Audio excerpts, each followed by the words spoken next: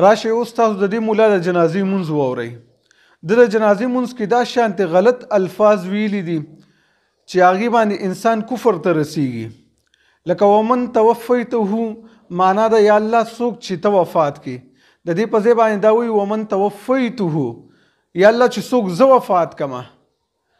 صحیح ده چې یو انسان نه خطايي او غلطي وشي الله رب العزت هغه ته معافي کوي. خو لیکن چې یو انسان مولای او مولا دا وایي چې زه تاسو ته دین ښایم او هغه غلط دا شانتې الفاظ وایي نو موږ د امي سړي نه بیا څه ګیله کوو که هغه مونځ خطا وکړلو یا هغه اودس خطا وکړو د هغه نه بیا زموږ څه ګیله ده. اوله غلطي ده دا کړې ده ومیتنا په ځای باندې د زیر په ځای باندې دا زبر وایي ومیتنا.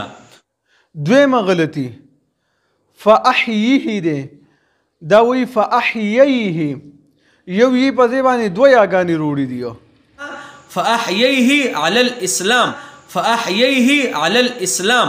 درېمه غلطي توفیته په ځای باندې توفیته وی د فتحې په ځای د زبر په ځای باندې پیش وی ومن توفیته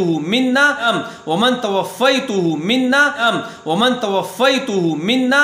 دویمه خبره دته تر اوسه پورې سبحانک اللهم نه ده یاده ځکه د هغې په الفاظو کې وجل ثناؤک او دا چېرته نه په قرآن کې شته او نه په احادیثو کې شته. پته نشته د د کوم ځای نه یاده کړې او تاسو ته یې وایي. ای عوامرونو څنګه چې دغې ملایانو ته مونځ نه دی یاد د جنازې مونځ ورته نه دی یاد دا به تاسو ته نور څه صحیح دین وښیه.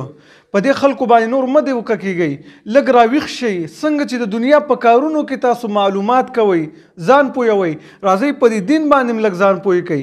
هسې نه سبا رب العالمین هم قیامت کې رونیسي چې صفا دین هم ولې نه زده کولو.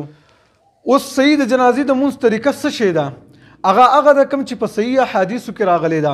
امام بخاري رحمه الله روایت ذکر کړی دی راوي وایي چې ما د ابن عباس رضی الله عنه پسې رستو د جنازې مونځ وکړو نو هغه پکې فاتحه وویله د اولني تکبیر نه رستو او بیا ویل لیعلموا انها سنة ویل دې لپاره چې د خلکو ته پته ولګي چې د اولني تکبیر نه رستو دا فاتحه ویل دا سنت طریقه ده.